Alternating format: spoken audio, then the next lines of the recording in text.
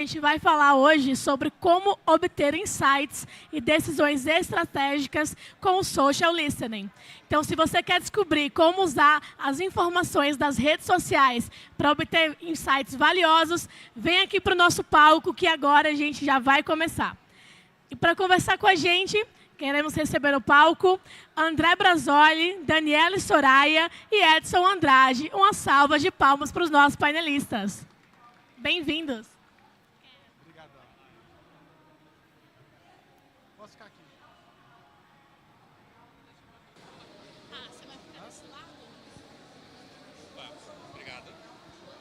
Oi, pessoal. Estão me ouvindo bem? Beleza? Então, vamos lá. Sou Edson, tenho 42 anos, trabalho há 10 anos na área de social listening. Meu foco principal também é pesquisa, tendências, coleta de dados de redes sociais. Fazer uma descrição aqui, eu sou um rapaz branco com barba rala, tatuagem no braço direito, estou usando um tênis cinza, uma calça caque, uma camiseta cinza, 1,83 m. E hoje eu, o André e a Dani, nós vamos falar sobre social listening, sobre coleta de dados de redes sociais, como fazer social listening, o que é social listening. Acho que muitos de vocês, acredito, não sabem o que é social listening, porque é um desafio da profissão também, quando a gente pergunta para as pessoas o que se alguém conhece social listening, geralmente o pessoal não sabe e confunde com outras profissões da área de publicidade, etc. Mas é uma função dentro da área da comunicação. É muito importante dizer isso. Hoje o mercado ele é composto muito por profissionais da comunicação, por jornalistas, algumas pessoas também das ciências sociais, o pessoal da antropologia, mas basicamente da comunicação, jornalismo, relações públicas, publicidade. Eu sou formado em relações públicas, minha formação é comunicação. E aqui a gente vai dividir em 3 partes. Eu vou falar sobre o profissional de social listening. Teve uma pesquisa que foi realizada ano passado e foi publicada em dezembro de 2023 sobre o mercado. E aí eu vou mostrar para vocês um pouco do perfil do mercado, de quem trabalha com o social listening, dos analistas, coordenadores, etc. Depois a gente vai ter uma segunda parte que o André ele vai apresentar uma pesquisa na prática para vocês verem como é que a gente retira os insights, etc., com o uso do social listening para determinados temas. E depois a gente vai encerrar com a Dani, também apresentando uma pesquisa, fazendo um overview de um tema que ela fez também, uma coleta de dados de redes sociais. Cada um pesquisou sobre um tema, não vou dar spoiler, vou deixar para eles falarem aqui. Só um segundo. Então, beleza. Vamos lá aqui, eu vou passar. Deixa eu ver se vai daqui dessa massa. Aí aqui é o nome da palestra, do nosso talk, como obter insights e decisões estratégicas com social listening, né? Mas antes vamos falar monitoramento, perfil profissional da pesquisa que eu falei para vocês. Uma introdução ao monitoramento de mídias sociais, vulgo social listening. Por que vulgo social listening? Porque também as pessoas conhecem por monitoramento de redes sociais, BI, também tem gente que chama o que nós fazemos de BI. Vai ter uma nuvenzinha de palavras aqui, daí eu vou mostrar para vocês aqui também como a profissão, como a função também é conhecida com outros nomes. Porém, a mais popular é social listening, que em tradução livre se fala escuta social, né? A pesquisa que eu vou apresentar aqui para vocês, alguns dados, porque a pesquisa ela é bem grande. A pesquisa ela tem, se eu não estiver enganado, por volta de 70 páginas. Eu peguei aqui alguns pontos principais, a gente vai fazer um overview. O pesquisador responsável foi o Pedro Meirelles, em colaboração com a Ana Talavera e a Fernanda Castelo Branco. Depois eu vou colocar para vocês aqui um QR Code, vocês podem ler. A pesquisa está aberta, pode baixar o PDF, que aí vão ter vários detalhes sobre social listening e o mercado referente ao ano de 2023. Aqui é um pouco do histórico do social listening no Brasil, né, que começou em 2011. O Tarcísio Silva foi um pioneiro na área, o professor, doutor Tarcísio Silva. Hoje ele estuda sobre inteligência artificial, é um cara bem conhecido na área da comunicação e hoje também sobre inteligência artificial, né? Aí aqui só falando das edições anteriores, a pesquisa começou com o Tarcísio e cada ano outro profissional da área ia fazendo a pesquisa. Aqui é o perfil demográfico dos respondentes, né, da pesquisa. Aqui a identidade de gênero, faixa etária, declaração de raça. A gente pode ver aqui que tem uma maioria de mulher cisgênera, uma predominância de pessoas que trabalham na área de 25 a 30 anos, 39%, e uma maioria branca, com 65,5%, né? Que é o perfil dos respondentes da pesquisa. Qual a sua área de graduação? Aí vai de encontro com o que eu falei. A maioria na área de publicidade e propaganda, aí comunicação social, jornalismo, administração, relações públicas, ciências sociais, e aí mais para baixo aí vai outras pessoas aqui, uma minoria. Pode falar, André, que fazer uma adendo? Não, eu queria só falar também que agora tem crescido muito a área de tecnologia. Normalmente a gente trabalha com ferramentas que fazem essas coletas e devido ao fechamento das APIs das plataformas, tipo Facebook, Instagram, Twitter e outras plataformas que a gente normalmente monitora, essas ferramentas têm certa dificuldade de fazer essas coletas de dados e hoje em dia tem entrado muitas pessoas da área de tecnologia para desenvolver internamente as próprias ferramentas dentro das agências, das próprias empresas. Então, normalmente, assim, o perfil profissional é muito maior da galera da comunicação. Eu sou publicitário, então também sou da área da comunicação. Mas eu tenho visto essa migração das pessoas da tecnologia chegando exatamente para suprir essa defasagem na coleta de dados de ferramental. Eu acho que essa é uma oportunidade legal para quem é da área de desenvolvimento de software ou que faz algum tipo de programação, né, fazer essa coleta de dados e trazer essas informações para a gente. Beleza. 40% fizeram pós-graduação de MBA ou especialização, 8% possuem título de mestrado ou doutorado. Aqui é uma nuvenzinha de palavras que a gente usa bastante, inclusive quando a gente faz relatório de social listening, que a gente faz uma coleta dos dados e as ferramentas geram para a gente uma nuvem de palavras, das palavras mais citadas, geralmente.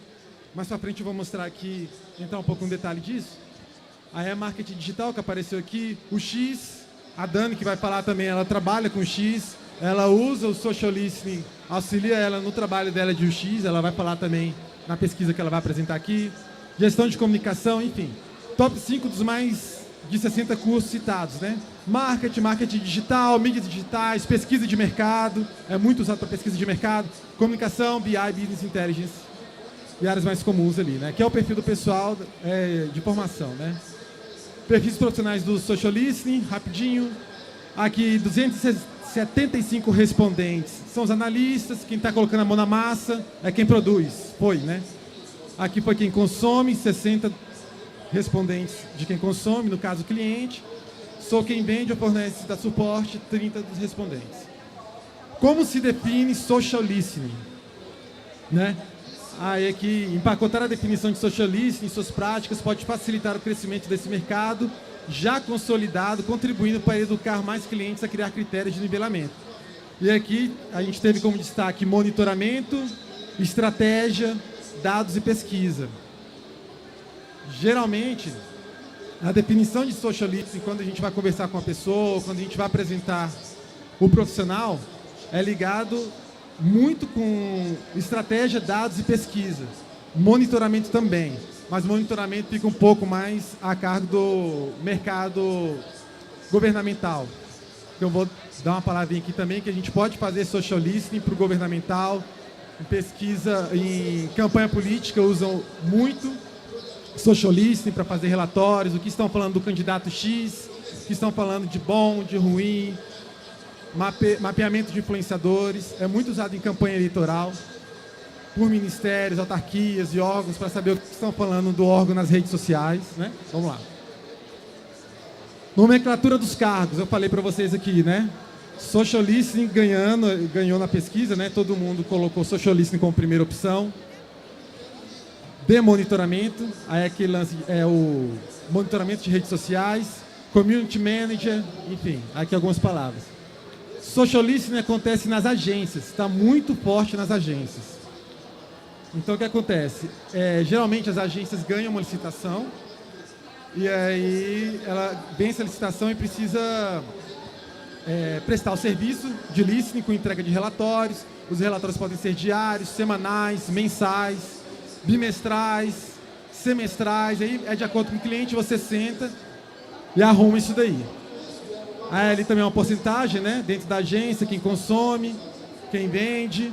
Isso tudo, pessoal, estou passando mais rapidinho, mas depois vocês podem ver com mais detalhes, baixando o PDF que a gente vai colocar aqui da pesquisa. Casos de uso de social listening, né? Bem interessante aqui que o pessoal fala, mas social listening, bacana, mas para que eu uso? Uma das coisas que você pode usar: termômetro da marca, pesquisa de comportamento, né?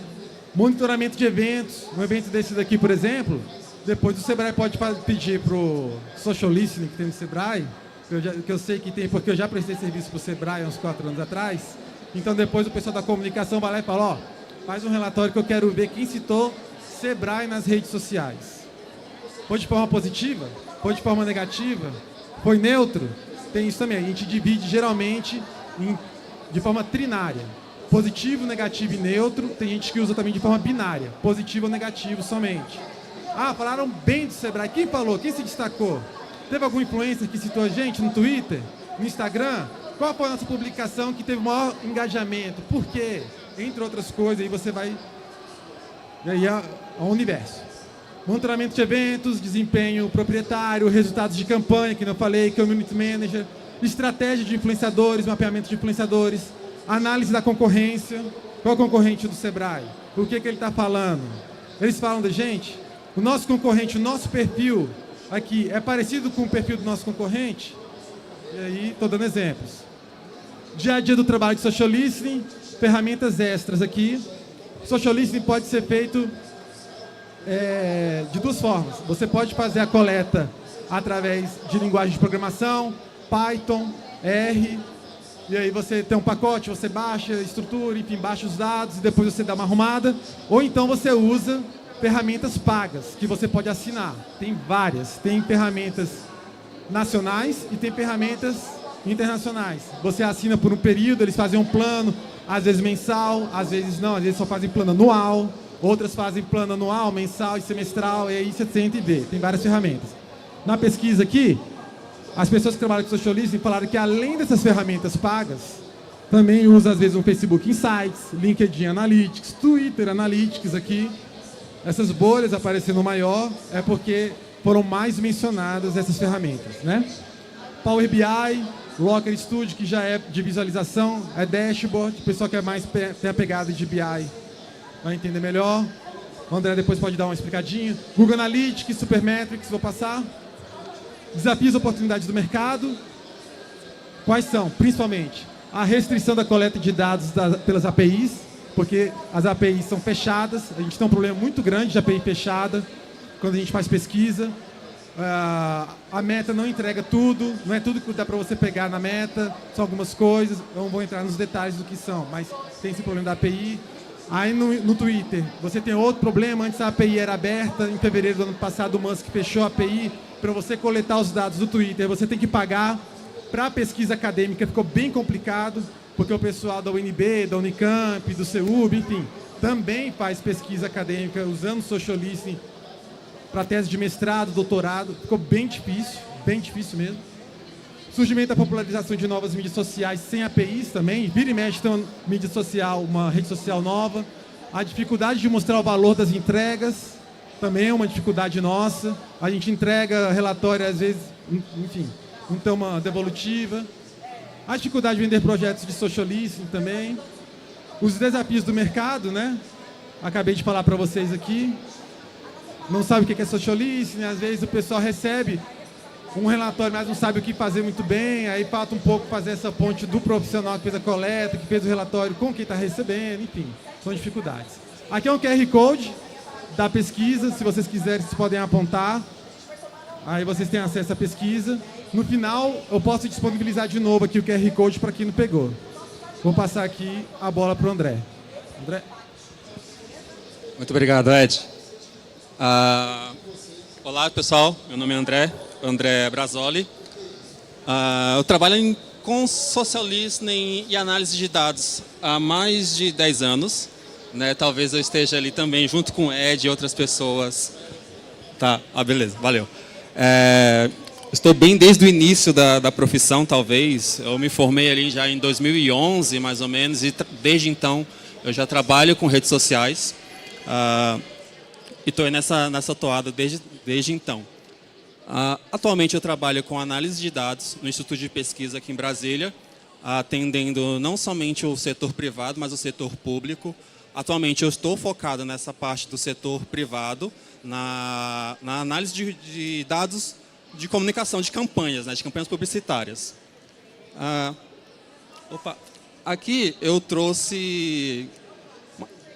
Primeiramente, essa pesquisa, eu fiz uma pesquisa focada em gastronomia e turismo e hotelaria, né, pensando que Brasília tem uma grande hotelaria e também tem um grande polo gastronômico. Pelo menos assim, eu acompanho muito mais a área de cafés. Eu sei que cafeterias em Brasília tem para todos os lados, para todos os gostos. E a gente passa a entender um pouco mais do mercado, do setor de comunicação, do setor de gastronomia, a gente estudando a sazonalidade do que as pessoas comentam, né? A gente não vai lançar um conteúdo ou uma campanha ou um produto novo sem conhecer o nosso público. Nesse gráfico, sobre hotelaria e gastronomia, como eu falei, a gente vê que esse pico ali é do dia 26 de dezembro do ano passado. A coleta de dados eu fiz de novembro até agora março, e esse pico que está apresentado ali na bolinha é o dia 26, né, 26 de dezembro, depois do Natal. Então as pessoas às vezes ou estão viajando, né, de férias ou para visitar a família, ou coisa do tipo, ou também estão indo em restaurantes comentando o que estão sendo feito. Porque, assim, normalmente, às vezes, pós-Natal, a gente não cozinha. Né? A gente ou pega as sobras e faz alguma coisa, ou vai visitar um restaurante, então, ou bar, ou qualquer coisa. Né? Então tem essa parte da socialização, né, que as pessoas acabam comentando muito nas redes sociais. Essa coleta, especificamente, ela tem um maior ganho, ou um maior volume no Twitter, como o Ed até falou, né? As restrições das ferramentas hoje, elas impedem um pouco que a gente colete dados em todos os lugares, em todas as plataformas, por exemplo. Normalmente a gente pensa, o Instagram hoje está bombando porque tem foto o tempo inteiro. Então hoje a gente tem um consumo muito mais visual de fotos e vídeos. Então, tipo, Instagram, TikTok, outras plataformas de vídeo teriam essa grande massa de volume, né, de dados, de informações para a gente coletar. Mas devido a essa dificuldade, a gente vê que o Twitter hoje, por mais que não seja talvez tão utilizado pela massa, né, a gente entende às vezes que não poderia ser tão utilizado assim, mas ele é o que gera muito mais volume de dados para a gente coletar, né, nessa ferramenta. Então aqui eu estou fazendo uma busca por hotelaria, gastronomia, então busquei restaurante, bares, cafeterias, hotéis. Eu procurei por hotel, Airbnb e outras, né, plataformas de hotelaria. E aqui até serve também como um molde. A gente profissional da área de socialista, né, a gente tem uma dificuldade muito grande de mostrar nosso trabalho como um profissional. As informações que eu gero para o meu cliente eu não posso divulgar para fora, né, é confidencial. Mas essas informações, por exemplo, eu estou entrando agora na área de socialista, eu quero trabalhar com socialista. Então a gente pode pegar ferramentas pagas ou gratuitas, às vezes tem umas fases de teste, que a maioria delas fornece ali uns 7, 14 dias de teste. Você pode utilizar esse teste para gerar um relatório e se divulgar. Por exemplo, isso aqui poderia ser um relatório que eu estaria me divulgando para o mercado de trabalho, falando, eu sei fazer isso aqui, eu sei analisar esses dados. Então, para um profissional que está começando, eu fico a dica, não se prenda tão somente a querer fazer um portfólio bonitinho. Você, às vezes, pode coletar dados de forma gratuita nas plataformas, né, por meio de algum tipo de teste gratuito, e gerar um próprio relatório para você se divulgar. Aqui falando de gastronomia, 60%, quase 61% das pessoas falam sobre comida. Né? Então, quando você está falando sobre gastronomia, eu estou falando do prato, estou falando de algo que eu vou comer, do desejo de comer alguma coisa diferente. Principalmente quando eu vou viajar, além do hotel que eu vou buscar, um hotel diferente, próximo de algum lugar, eu dou um giro gastronômico para saber o que tem em volta de onde eu estarei. Então a gente pode ver que 60% das pessoas falam sobre comida, basicamente elas falam do prato ou do desejo de comer alguma coisa. Eu queria comer uma comida asiática, uma comida japonesa, eu queria comer um macarrão. Então, tipo, essas informações, para quem está no ramo de gastronomia é muito importante, porque, digamos, eu tenho uma cafeteria, eu quero lançar um prato que lá fora está começando a bombar. E aqui no Brasil, talvez, eu acho que não vai ter tanto sucesso por causa do clima. Às vezes o clima é muito quente e, através da própria pesquisa de redes sociais, a gente pode entender o que o público está buscando, o que o público está comentando. Então, outro fator que é muito falado é o preço. O preço do prato, o preço da hotelaria, o preço do quarto que a gente tem. Então, o preço é muito atrelado. Assim, o preço, eu acho que é o corte que você dá se você vai num restaurante X ou num restaurante Y. E às vezes o mesmo restaurante oferece a mesma experiência, mas em valores diferentes. Então o preço ali é 16%. Então é uma forma da gente entender também como que o valor que eu vou dar ao meu prato não é só o valor de agregado, que a gente fala, o valor da experiência, mas o preço. O preço é muito importante para o público. E aqui que eu falo, entender o consumidor, falar o que ele está falando, entender o que o consumidor está falando, serve muito para você otimizar a sua atuação, seja a atuação na construção, na criação de um conteúdo ou, por exemplo, fazer uma campanha publicitária. Antes de eu fazer uma campanha publicitária, às vezes eu faço uma pesquisa para saber se o que eu vou falar, o que eu quero comunicar, vai ser bem aceito no meu público consumidor. Aqui, como eu falei, onde que o público está falando sobre a minha marca? Principalmente é o Instagram, o X, o Twitter, como ali mais de 70% das menções que a gente coletou nesse período. O segundo ali é o Reclame Aqui. Então, as pessoas falam muito das marcas, as pessoas hoje em dia, às vezes o Procon talvez não ajude, ou as pessoas têm dificuldade de acessar um outro tipo de serviço de auxílio ao consumidor, ele vai na internet. Ele vai procurar lá o nome do produto que ele quer, da marca que ele quer consumir, e vai ver lá as avaliações de outros consumidores que consumiu alguma coisa, que comprou alguma coisa e foi lá e avaliou, ou teve uma experiência ruim e comentou lá e buscou uma solução. O terceiro é o Booking, também tem o TripAdvisor e o Globo. Então, às vezes, a gente, pensando em gastronomia, pensando em hotelaria, sai muita notícia falando de um restaurante novo, um restaurante que lançou um prato novo, que lançou uma experiência nova. Então, isso aqui, nessa pesquisa específica, foram os principais onde que o público está falando. Então, assim, eu não vou lançar uma campanha em alguma plataforma sem saber se o meu público está lá. Então, exatamente, também pode servir para essa busca de insights. Eu vou comunicar aonde o meu público está. Eu posso achar, meu público só assiste TV, não, mas o meu público também está na internet conversando. Meu público está no Instagram, meu público está no X, meu público está no Facebook, está no TikTok hoje, que também é uma plataforma que tem crescido bastante, mas como o Ed falou, tem a limitação da API. Os dados do TikTok a gente não consegue coletar, e às vezes se você coletar, você pode até receber um processo, porque tem a raspagem de dados que é feito via programação, é possível fazer a raspagem de dados do TikTok, mas se você utilizar comercialmente, você pode receber uma cartinha, uma notificação judicial falando que você vai ser processado porque está usando dados do TikTok que não poderia estar utilizando. E eu acho que esse é um ponto muito importante também, até pensando em questão de LGPD. Quando a gente vai fazer relatórios, a gente normalmente não coloca a publicação estricta lá, do jeito que a pessoa escreveu. A gente normalmente reescreve, dá uma releitura para o que ele quis falar, que dê o entendimento da menção que ele quis falar, e não dá nenhum tipo de identificação, nome, sexo, foto, qualquer outro tipo de informação. Exatamente para que essa pessoa esteja resguardada do que ela está falando ali, ela não vai ser utilizada para um outro fim. Pensando em política, às vezes a gente pode receber ataques ou o político pode receber o ataque de uma pessoa, ou o político pode atacar alguma pessoa exatamente porque tem os dados lá e a pessoa pode usar de má fé e publicar isso e mostrar para as outras pessoas. Como o Ed falou também, aqui a gente normalmente fala muito de sentimento. A gente fala, o sentimento é positivo, mas o sentimento é positivo em relação a quê? Não é só porque a pessoa elogiou, ou ele fez um comentário que tecnicamente é positivo, que ele vai ser 100% positivo. Muitas ferramentas hoje utilizam a inteligência artificial para fazer a leitura do texto e fazer essa classificação automática. Nesse caso aqui, eu estou utilizando a inteligência artificial que coletou os dados e falou, ó, 55% do público está falando mal de hotelaria e de gastronomia. Mas aí, às vezes, a pessoa colocou uma palavra específica que tem a conotação negativa, né, o sentido dela é negativo, e negativa toda a menção. E, às vezes, a pessoa vai fazer um elogio a um prato, mas fez uma crítica ao atendimento, por exemplo. Então, André, você tem que separar isso. André, e assim, nós brasileiros, a gente tem o hábito de ser debochado. Então, assim, a gente pode falar numa avaliação, alguma coisa assim, nossa, foi uma beleza, só que não. Então, é por isso que a ferramenta até identifica boa parte, mas sempre precisa do papel do analista para poder julgar criticamente se é realmente negativo ou positivo, porque o brasileiro ele tem o hábito de fazer isso com tudo.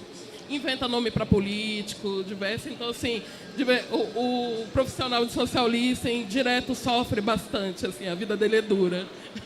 Exatamente. E pensando até em política, a gente tem muitos apelidos de político, né? Então, nas eleições ou qualquer outra prática política, quando a gente vai monitorar, a gente tem que ter uma lista imensa de todos os apelidos possíveis, de todos os nomes possíveis que as pessoas utilizam, porque às vezes rola uma hashtag específica falando de um político, ou de um perfil, ou de uma até marca, e se a gente não estiver inteirado exatamente no que as pessoas estão falando, conhecendo o que as pessoas estão falando, a gente vai perder. E aí fica um limbo, né? A gente às vezes perde um dado muito valioso, de uma ação muito valiosa, que seria muito importante para a gente, e passa batido, porque a gente não está acompanhando de fato o que estão falando sobre o nosso cliente. Não necessariamente só política, mas marcas também. Se a gente for pensar o nome de alguma marca específica, que tem um apelido específico que as pessoas utilizam hoje em dia, não sei nem se podia falar, né? Falar nome de telefonia, por exemplo, que tem uns nomes bem comuns, né? A gente fala do dia a dia. E se a gente não especificar exatamente o que a gente está falando sobre telefonia, a gente não vai conseguir encontrar essa marca e o que as pessoas estão falando.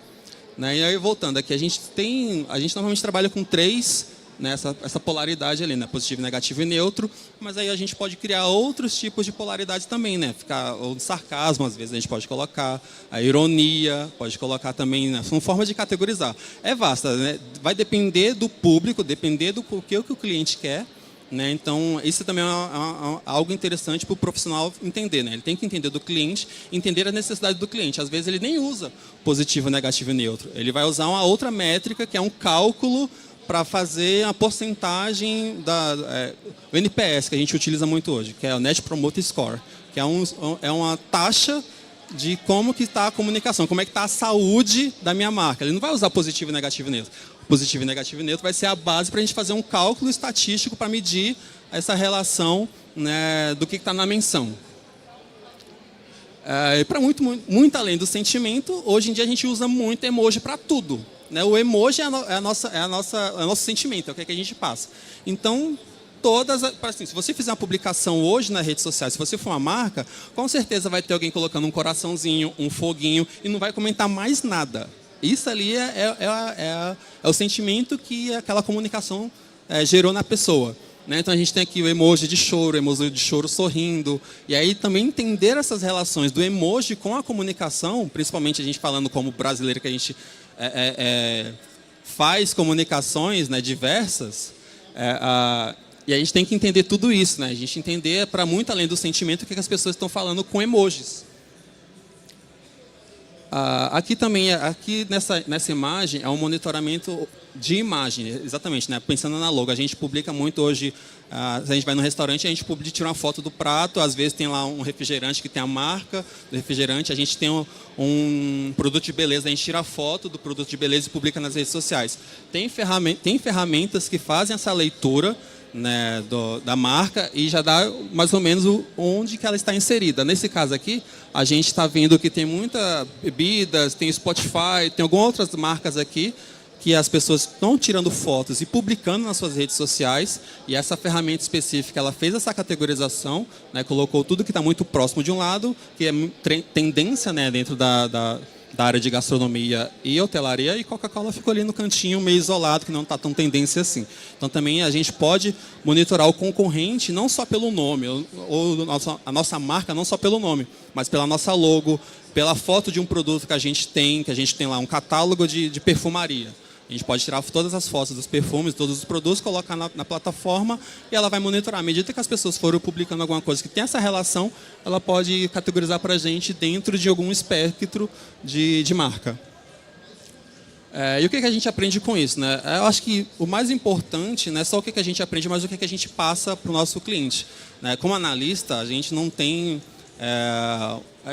opinião, digamos assim, né? A gente dá o dado, a gente pega o dado, transforma o dado em informação e essa informação tem que ser acionável para alguma tomada de decisão do cliente.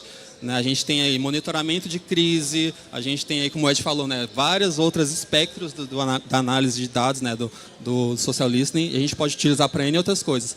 Nessa apresentação aqui eu não trouxe, mas também é muito importante o dado de gênero, idade, localização. Então, todas essas informações também são importantes para que a gente gere essa coleta de dados, a gente gere essa informação para o nosso cliente, né? Então, a gente tem que pensar de uma forma do macro até o micro, a mínima coisa que a gente pode coletar. Tá contigo, Dani.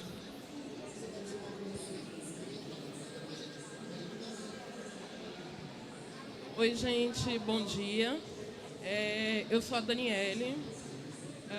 Eu sou uma mulher negra de 1,72 m. Estou vestindo um vestido rosa. Tenho tatuagens nos braços e uso piercing na orelha e no nariz. Eu sou publicitária também, como a pesquisa apontou. Trabalhei mais de 6 anos com monitoramento de redes sociais para agências que atendiam desde o governo a órgãos públicos. Mas hoje eu trabalho com consultoria, fazendo o que a gente chama de CX ou CX, que é olhando a jornada da experiência do cliente, né? E aí, o que eu trouxe para vocês? Um pouquinho desse conhecimento que eu adquiri ao longo desse tempo trabalhando com social listening. Então, como é que o André pontuou, como é que você pode aplicar isso para uma empresa privada? E aí eu vou mostrar para vocês como é que a gente aplica para o público, né? Para ambientes do setor público e serviços essenciais. O que acontece quando você está falando de setores públicos, né? O social listening ele funciona como uma forma de você ouvir o cidadão, seja ele falando diretamente na rede social, seja ele falando diretamente na rede social, ou olhando para o que o jornalismo, né, que está a serviço do cidadão, está pontuando. Então, eu trouxe para vocês o que estão falando de dengue aqui em Brasília, que é uma das principais pautas, infelizmente, né, por conta da quantidade de casos que a gente está tendo. E aí, essa análise eu trouxe de dezembro até esse mês. Por quê, né? Porque a dengue ela é uma doença que ela cresce ali no verão. E aí, eu queria olhar, assim, tipo, como é que foi esse andamento ao longo de dezembro para cá. Então, aqui a gente tem a quantidade de menções, quantos foram autores únicos, isto é, será que a pessoa está falando todo dia sobre o mesmo assunto? Ou são várias pessoas falando sobre o assunto? Isso é um dado interessante para a gente entender, já começar a montar um panorama. E ali já tem que a gente pontua de trend topics, que seria a visão do que estão falando dentro do tema de dengue. Então, aqui a gente também analisa com a nuvem que a gente chama de nuvem de palavras-chave, né? Então, ali a gente consegue ver que estão falando sobre vacina, sobre o Ministério da Saúde. E essa análise é Brasília, tá, gente? Pessoas que estão falando aqui em Brasília. E aí eu destaquei aqui que 497 menções nesse período foram da "tô com dengue". Então foram pessoas compartilhando, nossa, eu acho que eu tô com dengue. Ou não, eu tô com dengue, rezem por mim, entendeu? E aí eu trago, a gente olhou para o histórico também. Então, comecinho de dezembro, estava bem, praticamente pouquíssimas pessoas falando. E aí a gente vai vendo, com o crescimento dos casos de dengue em Brasília, também um crescimento de menções nas redes sociais, né? O André pontuou que normalmente a gente não mostra o tweet de pessoas por conta da LGPD, né?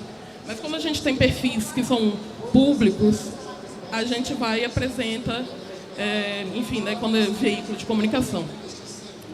Então, além de todo o tópico sobre dengue, nesse dia a gente teve a informação de que teria vacinação ao longo do feriado de carnaval, né? Mas, assim, em contrapartida, perfis importantes aqui locais criticando a atuação governamental em relação à tratativa da doença. Tá, e aí, o que a gente faz com isso no setor público, né? O que a gente pode fazer com esse tipo de análise? A gente, como eu falei para vocês, é uma forma de ouvir o cidadão. Então, uma das coisas que a gente pode fazer é repensar conteúdos, tanto para rede social ou repensar a campanha, né? Então, por exemplo, no caso da dengue, teve um reforço da comunicação pública sobre doação de sangue, né, para o Hemocentro. Aqui eu trouxe, por exemplo, esse assunto de dengue não fica só no aspecto do governo do Distrito Federal, também é interessante, por exemplo, o governo federal, enfim. Mas o GDF, por exemplo, botou em destaque no Instagram deles esse conteúdo educativo, que são 3 pilares, né? Um, como você reconhecer que está doente. O outro é o que fazer para você não cuidar da sua casa para não ter um mosquito. E o outro, como denunciar ambientes, locais que estão ali abandonados, que correm o risco de proliferação. E aí ele reorganizou. Isso provavelmente foi porque eles devem ter analisado, assim como eu trouxe para vocês, o que as pessoas estão precisando. E daí a gente também tem, como o Edson pontuou, os alertas diários. Então, normalmente, quem está presidindo, liderando essas instituições, eles recebem diariamente o que está sendo falado para ou fazer uma estratégia de relações públicas, enfim, para poder se organizar como comunicação mesmo. E aí, trazendo um pouco dessa experiência agora da jornada do cliente, né, que é o que eu trabalho atualmente,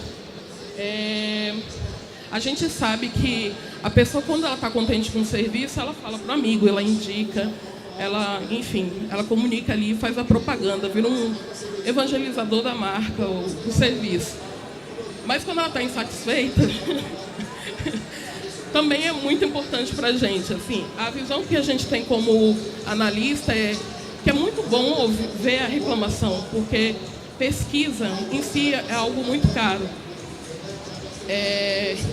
E aí você ter aquela pessoa que tem contato ali com o seu serviço, dando um feedback para você, tem que ser muito bem visto pela instituição, né?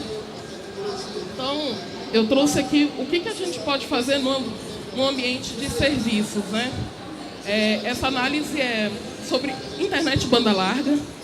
E aí vocês vão perceber aqui que, diferente da análise sobre a dengue, que tem, assim, a coleta foi em várias plataformas, basicamente, sobre banda larga tem 2 plataformas, é o Reclame Aqui e o Twitter. As pessoas só estão reclamando de banda larga. E assim, a gente pode ver que nas plataformas, né, os picos não acompanham. Isso porque no Reclame Aqui, essencialmente nesse período da análise, as pessoas estavam falando muito sobre instabilidade de serviço, né, que a internet estava caindo, enfim. Já no Twitter, eles estavam falando muito sobre as marcas das operadoras de telecom. Então, às vezes, é uma instabilidade em específico, né, numa empresa, mas o Reclame Aqui é sobre a qualidade de serviço mesmo, né?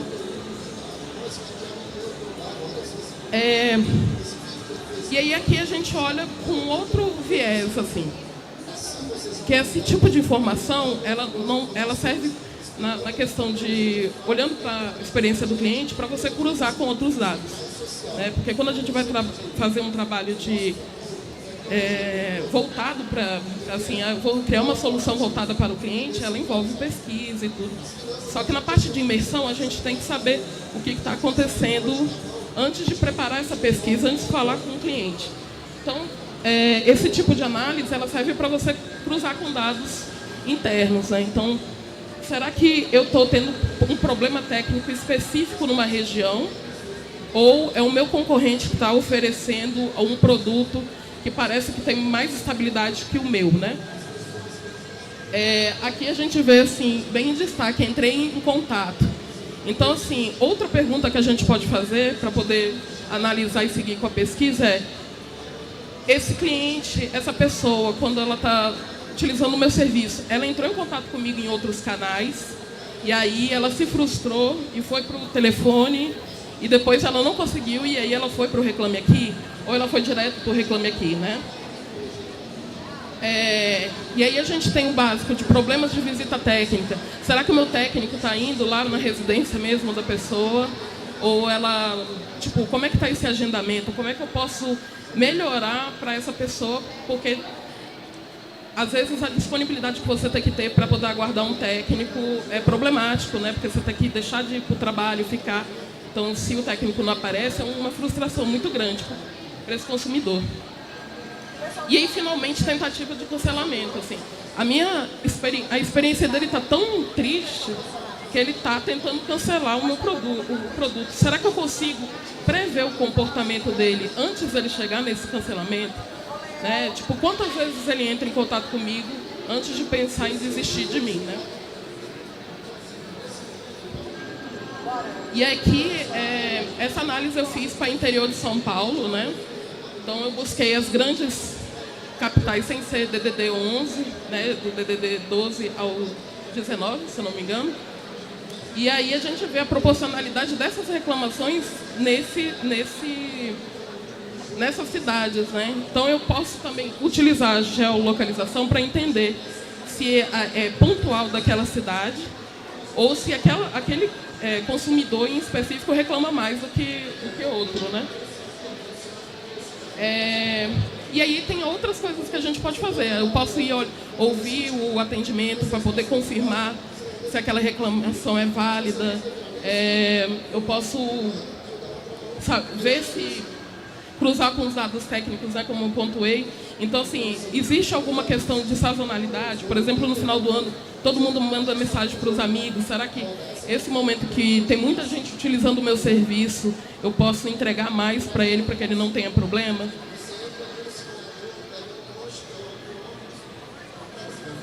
E aí, assim, gente, essa análise que eu fiz, que a gente fez, né, a gente utilizou uma ferramenta parceira, que foi a Brandwatch, que possibilitou com que a gente fizesse essa coleta de dados, né, de forma rápida, bem rápida mesmo, e criasse essas visualizações, né.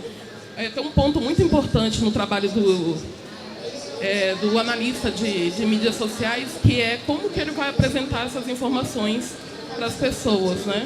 Como é que ele vai gerar o valor para isso? Porque, assim, você não pode simplesmente chegar e mostrar um monte de gráficos sem contar uma história ou sem que aquele documento, quando for circular pela empresa, seja completamente entendível para quem tem conhecimento do problema, aquela pessoa que é mais leiga, né?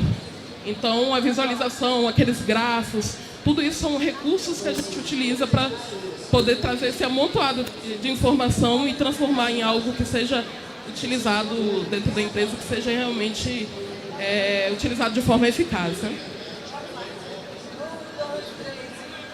Bom, a gente está chegando no finalzinho do nosso bate-papo. Passa muito rápido, absurdo. E eu gostaria de abrir para perguntas. Algum ponto que a gente falou aqui, vocês gostariam de tirar dúvida, então fica à vontade. Aí já tem uma pessoa aqui. Posso passar o microfone? Só fazer uma observaçãozinha aqui enquanto passo o microfone. Faltou só eu falar que o André falou, a Dani também, mas a gente tem que ter um cuidado muito grande com a parte, quando a gente faz social listening, que é a questão da LGPD, a Lei Geral de Proteção de Dados. Então, por isso que a gente não tem que anonimizar os dados dos usuários, quando a gente faz alguma coleta no Instagram, no Facebook ou no Twitter. Então, tem que ter esse cuidado, tudo de acordo com a LGPD. E as ferramentas também, no caso que nós usamos a Brandwatch, com a ferramenta parceira, que nos emprestou, nos deu um trial para a gente rodar essas pesquisas, eles vão de acordo com a LGPD. Se você mora na Inglaterra, em Portugal, na Espanha, enfim, tem a Lei Geral de Proteção de Dados da Europa, então tudo tem que estar em conformidade com a Lei Geral de Proteção de Dados, assim, só para deixar isso bem claro também, porque senão fica parecendo que é uma coisa de hacker, uma coisa, não é nada disso, é algo dentro da lei, etc. Acabou de responder a pergunta. Ah, foi? Eu ia pedir só para aprofundar um pouco mais em LGPD, né, que eu fiquei um pouco em dúvida, mas você... Não, é essa questão da LGPD, é exatamente isso. Então, quando você vai fazer coleta de dados, você tem que tomar esse cuidado. A Meta, por exemplo, antes você podia pegar, e não só na Meta, né, André e Dani, a gente ia lá e pegava tudo que a gente queria. Você ia no Twitter, Facebook, inclusive, deixo aqui a dica para vocês, tem um filme na Netflix que se chama... do caso da Cambridge Analytica, entendeu? Eu esqueci agora, eu vou lembrar.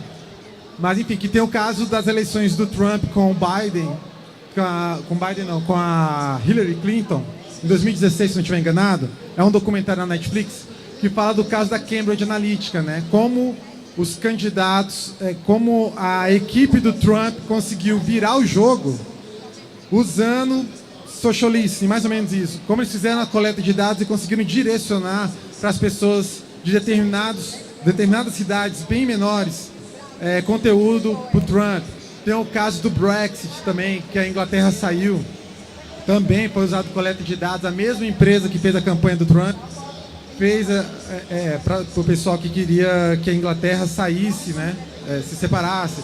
E tem outros casos de eleições também de direcionamento, entendeu? Então, por isso que a coleta de dados ela tem que ser algo bem transparente. E falando um pouquinho mais de API, a gente está ficando cada vez mais com dificuldade de trabalhar com pesquisa direcionada para redes sociais, como eu disse, porque as APIs elas estão fechadas, estão se fechando cada vez mais. A última que está nos dando muito trabalho é o Twitter, né? Geralmente nessas pesquisas o volume de dados sempre vem do Twitter, e sempre foi mais do Twitter. Eu costumo dizer que o Twitter é onde está o barraco. Todo mundo vai lá para falar, para bater, para elogiar, lá acontece discussão, principalmente discussão política e de entretenimento, né? BBB, jogo de futebol, tudo o pessoal tá dando porrada lá. E pra gente também fazer essa coleta hoje, que antes era gratuita, você fazia um cadastro de programador, etc., você tinha esses dados também de uma forma mais, digamos, entre aspas, fácil. Hoje em dia ela tá bem mais difícil, porque você tem que pagar por essas informações, você paga em dólar, e é um número bem limitado, então tem toda uma questão. Quando você assina uma ferramenta, você tem uma entrega maior. Oi, bom dia a todos, eu agradeço a palestra. Em verdade eu não sou da área e estava observando e anotando, inclusive, muito do que vocês falaram, e só quero agradecer.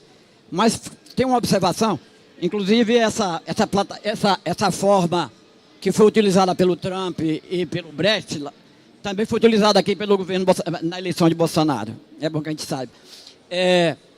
Mas eu peço desculpa pela minha observação que vou fazer, é que muito dos termos, e a gente sabe que que a língua inglesa é a língua quase universal, e da rede social provavelmente seja, não querendo ser xenófobo, mas não há uma tradução, e não é importante, porque eu me preocupo que o jovem, e já não sou tão jovem, sou um jovem de 70 anos, mas os jovens se utilizam dessa linguagem, inclusive da linguagem do emotion, de forma que o idioma pátrio, o idioma está se perdendo.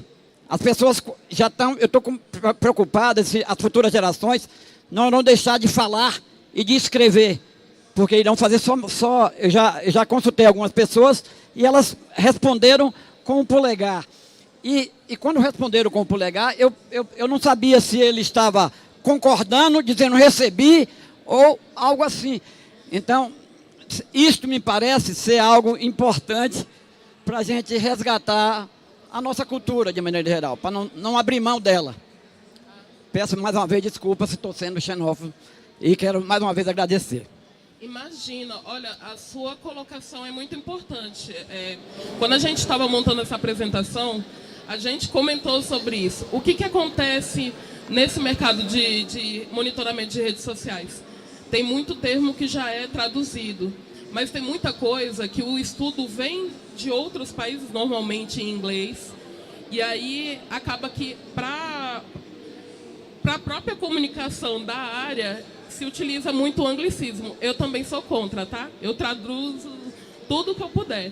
Mas como a gente está aqui, é um overview, olha ali o inglês, a gente está dando uma visão geral do que é esse trabalho de social listening. A gente tem que pontuar quais são os termos, até mesmo para vocês, para as pessoas buscarem, né? Uma coisa que a gente estava falando muito em API, API já é uma forma da gente falar, é uma sigla, enfim, é a forma que a ferramenta entrega as informações para as ferramentas, enfim, como você consegue puxar os dados utilizando também programação. Aí ele já é uma coisa que a gente trouxe para o português, mas até um pouco tempo, quando a gente entrou nessa área, eles falavam na sigla em inglês. Então, aos pouquinhos, a gente vai mudando, viu? Não se preocupe, a gente está trabalhando por isso também. Mas obrigada pela consideração, viu? Temos mais perguntas? Alguma história que vocês querem compartilhar sobre o assunto, da empresa que vocês trabalham, que vocês empreendem? E só lembrando também que é uma questão do mercado, né? Às vezes tem uma imposição do mercado. E o mercado da comunicação, eu diria que é um problema. Eu não gosto, por exemplo, também de ficar falando vários termos em inglês. Mas tem vários termos, principalmente na publicidade, que o pessoal usa, são termos em inglês, que eu defendo, que eu acho que a gente tem que aportuguesar, né? Falar... Mas, enfim, aí vem sempre um contexto, mas se você fala esse termo aqui no Brasil, ou na Inglaterra, ou na Austrália, vão entender do mesmo jeito, enfim. Tá, a minha pergunta é muito voltada, assim, para o governo, me deixa claro o trabalho que é feito pelo Social Listening, né? Mas eu como empresária, eu como empresa, eu como indústria, né? Como que eu posso me beneficiar desses dados, né? Dessa coleta de dados, dessas informações que hoje vocês fazem essa extração e traz para o mercado? Olha, de forma bem mais simples, existem alguns recursos que você pode fazer como empreendedora. Por exemplo, se você tem uma rede social da sua empresa, um recurso que a gente utiliza quando faz o conteúdo é usar uma hashtag, né? Uma hashtag que identifique o seu negócio, aquele conteúdo. Então, quando você busca, por exemplo, no Instagram, aquela hashtag, você consegue ver a quantidade de vezes que ela foi utilizada. Aí já é uma forma de você ver quem é que está compartilhando esse conteúdo, quem é que está falando com você. E as próprias ferramentas, apesar de limitar muito, quando você abre um perfil que é profissional, eles têm esses analytics, que eles chamam, né? Eles exportam alguns dados. Quando a gente fala da ferramenta, de ouvir, fazer esse monitoramento, é porque a gente está fazendo o que a gente chama de mar aberto. Pesquisando fora desse ambiente que é das redes próprias da empresa. Então, assim, você pode fazer busca Google. O próprio Google, se você tem aquela página de localização da sua empresa, você pode avaliar os comentários. Então, dá para fazer algumas coisas em menor tamanho, que já vai te dar uma visão do que as pessoas estão falando ali sobre a sua empresa ou sobre você, se você for sua própria marca, né? Já está voltando o microfone para mim? É o que eu gosto de falar. Vou complementar aqui só falando que... Rapidão, André, eu gosto de falar. E aí, o que acontece? Tem como você fazer o levantamento, a gente senta com o cliente, pergunta quais são as dores, se ele já passou por alguma crise de imagem nas redes sociais, se não. E aí a gente faz uma coleta baseada em palavras-chave, de forma booleana, né? Entrando aqui em detalhe, você configura a ferramenta, e a ferramenta vai trazer... estão falando da indústria muito no LinkedIn. Do quê? Da Campus Party. E estão citando o quê? Estão citando muito o Sebrae. Legal. E o que estão citando do Sebrae? A palestra mais interessante foi a do Edson, a do André Brasoli e a da Anise Soraya. O pessoal adorou. Nossa, é mesmo? Nossa, que legal. Então você vai pegando esses dados. O que estão falando da nossa empresa no Reclame Aqui? Estão reclamando muito disso, do atendimento telefônico. Então isso tudo é uma reunião que você faz, baseado, e aí a gente vai atrás, faz a busca nas redes sociais, configura a ferramenta bonitinha, depois a gente faz a entrega e faz esse acompanhamento também, que é muito importante. E a análise da concorrência também é muito legal para você ver o seu posicionamento.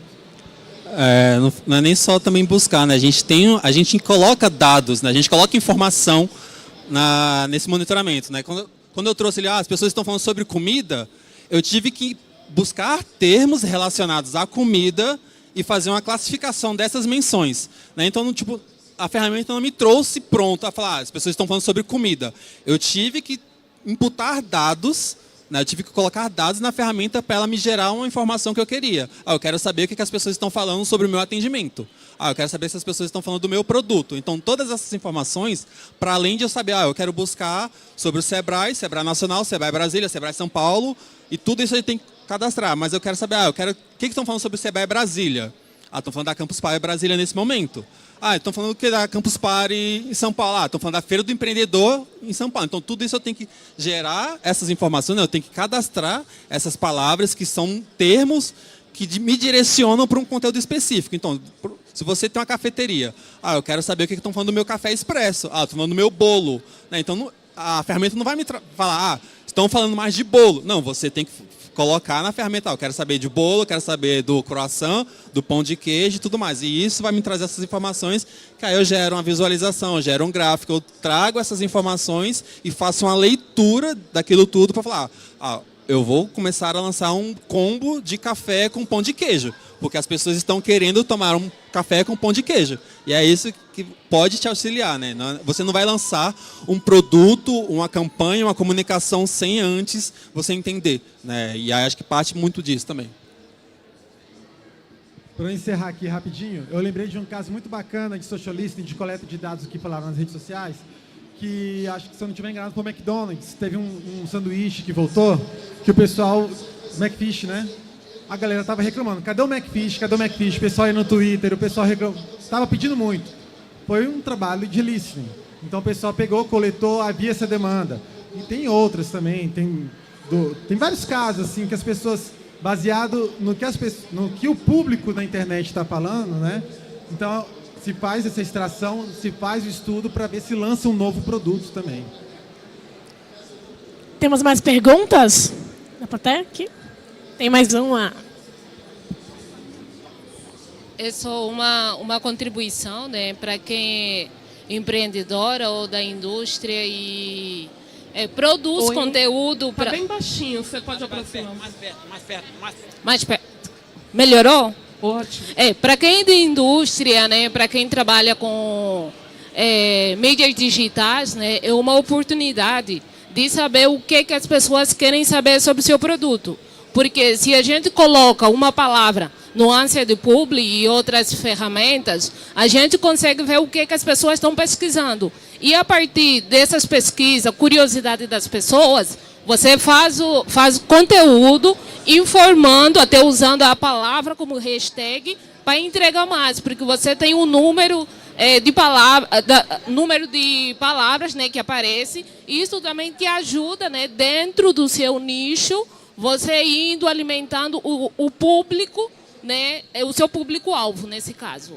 É correto. Assim, uma coisa que a gente sempre fala é pensar como a pessoa faz a busca, né? Então, por exemplo, como chegar no Mané Garrincha.